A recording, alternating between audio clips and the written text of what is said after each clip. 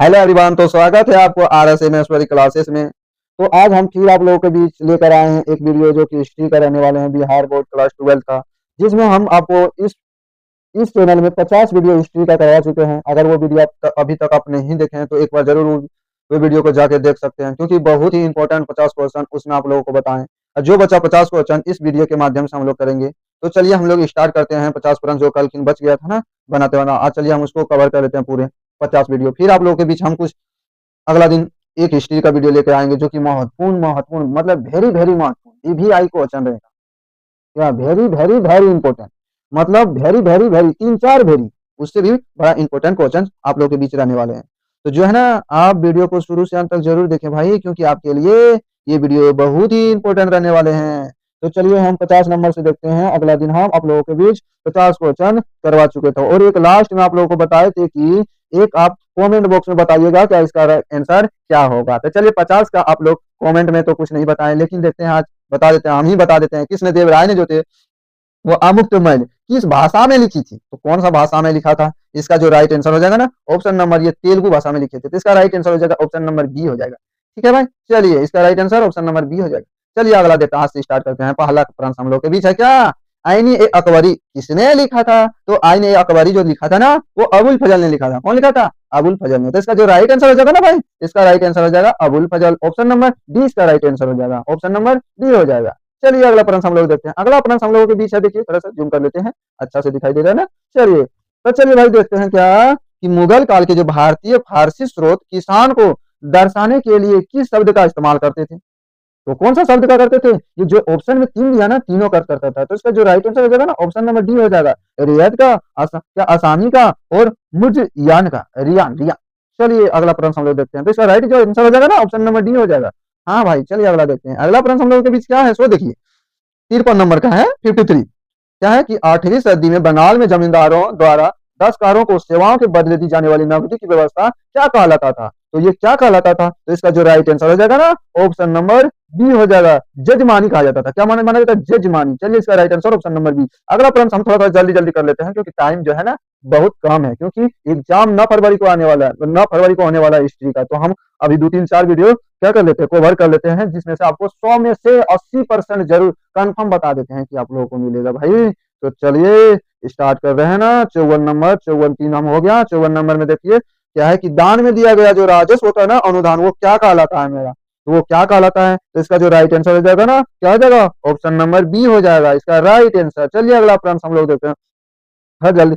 अनानास, पपीता और मक्का भारत में कब से उपजाने लगे थे, कब से उपजाने लगे थे। तो इसका जो राइट आंसर हो जाएगा ना ऑप्शन नंबर 17वीं सदी में इसको उपजाने लगे थे, इसका राइट आंसर डी हो जाएगा। चलिए अगला प्रश्न देखते हैं। अगला प्रश्न क्या है, अगला है कि अकबर ने अकबरनामा किस भाषा में लिखा था। तो ये तुर्की भाषा में लिखा था, इसका जो राइट आंसर हो जाएगा ना ऑप्शन नंबर बी हो जाएगा। चलिए अगला प्रश्न हम लोग देखते हैं कि भारत में मुगल वंश का संस्थापक जो थे वो किसको माना जाता था। मुगल वंश के संस्थापक किसे माना जाता था, तो बाबर को माना जाता था। हाँ, भारत में मुगल वंश का संस्थापक बाबर को माना जाता है। चलिए अगला प्रश्न देखते हैं। अगला है क्या, जीतल किस धातु का बना हुआ था। जीतल जो थे वो किस धातु का बना होता था, तांबा का बना होता है, इसका right answer option number B. अगला प्रश्न 1556 में पानीपत की जब दूसरी लड़ाई हो रहा था तो अकबर ने किसे हराया था। तो अकबर जो थे वो हेमू को हराया, हेमू को हरा कर अपना गद्दी अपने अपना क्या किया, गद्दी मतलब गद्दी पर बैठा। कौन, अकबर, कब, 1556 में पानीपत के दूसरा लड़ाई के बाद। चलिए अगला प्रश्न हम लोग देखते हैं। अगला प्रश्न है कि 1793 में जब बंगाल में अस्थायी बंदोबस्त लागू किया गया था तो वहां का जो गवर्नर जनरल था ना वो कौन था। तो वहां के गवर्नर जनरल जो थे वो थे मेरा कार्नवालिस, तो इसका right answer option number B हो जाएगा। चलिए अगला प्रश्न हम लोग देखते हैं। पांचवी रिपोर्ट क्या है, पांचवी रिपोर्ट ब्रिटिश संसद में कब पेश किया गया था। तो कब पेश किया गया था, तो इसका जो राइट आंसर हो जाएगा ना ऑप्शन नंबर क्या आ जाएगा, ऑप्शन नंबर इसका क्या आ जाएगा, तो ऑप्शन नंबर सी 1813 ईस्वी में। चलिए अगला देखते हैं। अगला है कि पीटर्स इंडिया एक्ट कब पारित हुआ था। तो ये जो पारित हुआ था ना वो 1784 में हुआ था, 1774 में नहीं, 1784 में हुआ था। चलिए अगला प्रश्न देखते हैं। फ्रांसिस बुकानन कौन थे, कौन थे वो, एक जमींदार थे। कौन थे वो, एक जमींदार थे। तो इसका जो राइट आंसर हो जाएगा ना एक हो जाएगा, नहीं ऑप्शन नंबर क्या हो जाएगा, ऑप्शन नंबर एक हो जाएगा, एक चिकित्सक थे, एक चिकित्सक थे। चलिए अगला प्रश्न देखते हैं। अगला प्रश्न है क्या, संथाल विद्रोह। संथाल विद्रोह तो सबको इनको पता होगा कि 1855 से 56 के बीच में हुआ था, तो इसका right answer option number C. अगला प्रश्न देखते हैं। अगला प्रश्न क्या, अंग्रेजों ने जो थे दामिन इकोल में किस जनजाति को बसाया था, किस जनजाति को बसाया था, तो संथाल को बसाया था, इसका right answer option number A. अगला देखते हैं कि रैयत वाली बंदोबस्त में भूमि का स्वामी कौन कौन होता था। ये जो होता है ना ये जमींदार होता था, जमींदार हो जाएगा, इसका राइट आंसर ऑप्शन नंबर क्या, जमींदार हो जाएगा। नहीं, इसका जो है ना किसान हो जाएगा, रेतवादी बंदोबस्त में भूमि का जो स्वामी होता था ना वो किसान हो जाएगा। इसका right answer option number A हो जाएगा, बी गलत है, बी गलत है, ऑप्शन नंबर ए हो जाएगा। चलिए अगला प्रश्न देखते हैं। 10 मई 1857 को सिपाहियों ने कहाँ विद्रोह कर दिया था? तो कहाँ पर विद्रोह कर दिया था? तो इसका जो राइट आंसर हो जाएगा ना ऑप्शन नंबर सी हो जाएगा, मेरठ में। ये जो मेरठ पड़ता है जानते करते हैं कि उत्तर प्रदेश में पड़ता है मेरठ। चलिए अगला प्रश्न देखते हैं। अगला प्रश्न है क्या कि 1856 में अवध के नवाब वाजिद अली शाह को अंग्रेजों ने किस आरोप में हटाया था? तो किस आरोप में हटाया था? तो कुशासन के कारण से इसको क्या कर दिया था? हटा दिया था। तो इसका right answer option number B हो जाएगा। चलिए अगला प्रश्न देखते हैं। अगला प्रश्न है कि किसे बंगाल आर्मी का कोधशाला कहा जाता था? तो किसको कहा जाता था? तो इसका जो राइट आंसर हो जाएगा ऑप्शन नंबर ए, मतलब सॉरी बी, अवध को, अवध। चलिए अगला प्रश्न, लॉर्ड विलियम बेंटिंक ने सती प्रथा को खत्म करने के लिए कानून कब बनाए थे? तो ये जो कानून बनाया था ये कब बनाया था? तो 1829 में ये कानून बनाया गया था। किसके द्वारा? तो लॉर्ड विलियम बेंटिंक के द्वारा। चलिए अगला प्रश्न देखते हैं। अगला प्रश्न क्या है कि बहादुर शाह जफर को अंग्रेजों ने कहा क्या क्या निर्वासित कर दिया था? निर्वासित कर दिया था। तो ये अंगूर में कर दिया था, अंगूर। इसका right answer option number B, B हो जाएगा। अगला आप देखते हैं क्या है, तो इसका जो राइट आंसर हो जाएगा ना क्या होगा? तो इसका राइट आंसर आप जो है कमेंट बॉक्स में बताइएगा। किसमें बताइएगा? कमेंट बॉक्स में आप इसका आंसर बताइएगा। चलिए अगला प्रश्न हम लोग देखते हैं। अगला प्रश्न क्या है कि अगला प्रश्न है 74 नंबर में, किसने 1857 को विद्रोह का भारत का स्वाधीनता संघर्ष कहा था? किसने कहा था? तो इसका जो राइट आंसर हो जाएगा ना कौन हो जाएगा? ऑप्शन नंबर डी हो जाएगा, सावरकर। कौन था? सावरकर। इसका right answer option number D. अगला प्रश्न देखो कि 1858 में पील कमीशन क्या है? पील कमीशन गठन का उद्देश्य किया गया था? किस उद्देश्य से किया गया था? कमीशन का गठन जो था ना वो किस उद्देश्य से किया गया था? तो इसका जो राइट आंसर हो जाएगा ना ऑप्शन नंबर सी हो जाएगा, सेना का पुनर्गठन के कारण। इसका राइट आंसर सी। भारत की राजधानी जो थी कोलकाता से दिल्ली तक, दिल्ली कब हस्तांतरित किया गया था? तो दिल्ली जो थे वो कब हस्तांतरित किया गया था? तो 1911 में। इसका right answer option number C. चलिए क्या फोर्ट सेंट चर्च किस शहर में हुआ था? किस शहर में हुआ था? तो इसका जो राइट आंसर हो जाएगा ना ये मद्रास में हुआ था। इसका ऑप्शन नंबर 20 का राइट आंसर। चलिए अगला प्रश्न देखते हैं। अगला प्रश्न है क्या, गेटवे ऑफ इंडिया का निर्माण किस स्थापित शैली में हुआ था? तो किस में हुआ था? तो इसका जो राइट आंसर हो जाएगा ना ऑप्शन नंबर बी हो जाएगा, इंडो सारा सैनिक के साथ में, ऑप्शन नंबर बी। अगला प्रश्न देखते हैं। भारत में नियमित दशकीय जनगणना कब प्रारंभ हुआ था? जनगणना जो हुआ था वो कब प्रारंभ हुआ था? तो 1881 में हुआ था। इसका right answer option number C हो जाएगा। चलिए अगला प्रश्न हम लोग देखते हैं। अगला प्रश्न है कि महात्मा गांधी एक मुकदमे के सिलसिले में दक्षिण अफ्रीका कब गए थे? तो कब गए थे? ये गए थे, कब गए थे? तो 1900 कब गए थे रे? कब गए थे रे? कब गए थे रे? इसका राइट आंसर ऑप्शन नंबर हो जाएगा बी, 1893 ईस्वी में। चलिए अगला प्रश्न देखते हैं। अगला प्रश्न है कि गांधी जी किसके अनुरोध पर चंपारण गए थे? तो किसके? राजकुमार शुक्ल कहाँ है? ऑप्शन नंबर सी हो जाएगा इसका, राजकुमार शुक्ल। चलिए अगला प्रश्न देखते हैं। जलियांवाला बाग हत्याकांड जानवी करते हैं 13 अप्रैल 1919 में हुआ था। इसका राइट हो जाएगा सी। गांधी की पुत बोलते हैं, देखिए पुस्तक को पुत पढ़ते थे वो, हम भी तोतला है थोड़ा बहुत। क्या है? गांधी जी की पुस्तक जो थे हिंद स्वराज कब प्रकाशित हुआ था? हिंद स्वराज कब प्रकाशित हुआ था? तो ये प्रकाशित हुआ था 1909 में। इसका राइट आंसर हो जाएगा ऑप्शन नंबर बी। चलिए अगला प्रश्न देखते हैं। अगला प्रश्न है कि गांधी जी द्वारा शुरू किया गया पहला जन आंदोलन कौन सा था?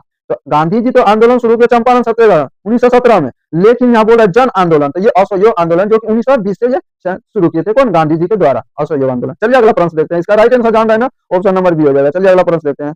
इस साइमन कमीशन में कुल कितने सदस्य जो थे वो भाग लिए थे? वो तो 7 सदस्य भाग लिए थे, 5 नहीं 7। इसका right answer option number C D हो जाएगा। अगला प्रश्न देखते हैं।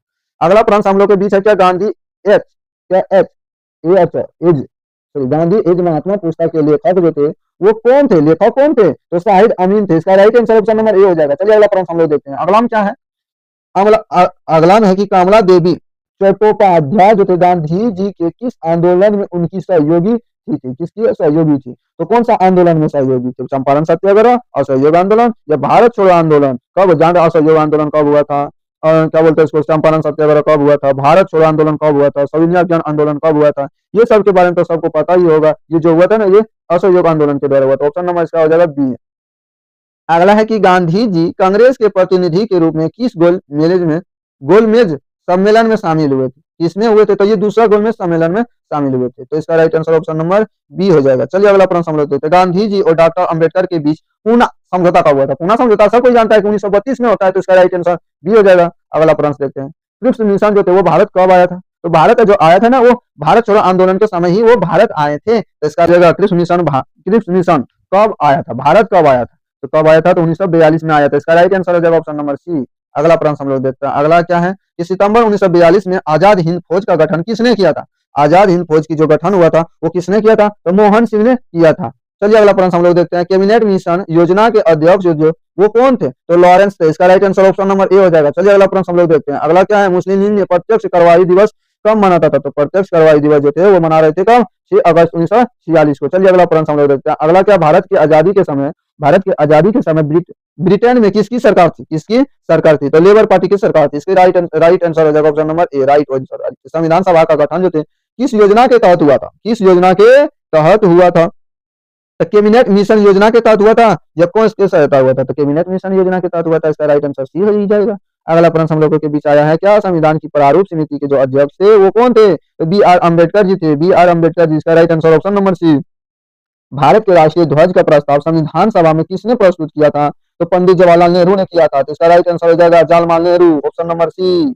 अगला प्रश्न देखते हैं, अगला प्रश्न क्या है कि अंतरिम सरकार में वित्त मंत्री कौन थे? तो वित्त मंत्री जो थे वो लियाकत अली थे। इसका right answer option number A. 99 number, स्वतंत्र भारत के प्रथम जो गवर्नर जनरल थे वो कौन थे? जब स्वतंत्र भारत आजाद हुआ था उस समय जो प्रथम गवर्नर जनरल जो थे वो लॉर्ड माउंटबेटन थे। अगर प्रथम देखा जाए स्वतंत्र में जो रहे तो सी राजगोपालचारी थे।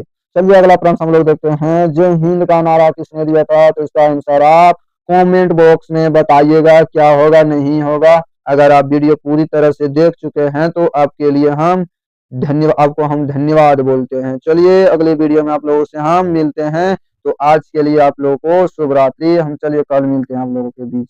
फिर अगला वीडियो लेके आ रहे हैं हिस्ट्री का ही, जो कि महत्वपूर्ण रहने वाले हैं। जय भोलेनाथ, जय शंभुनाथ, हर हर गंगे बम भोले।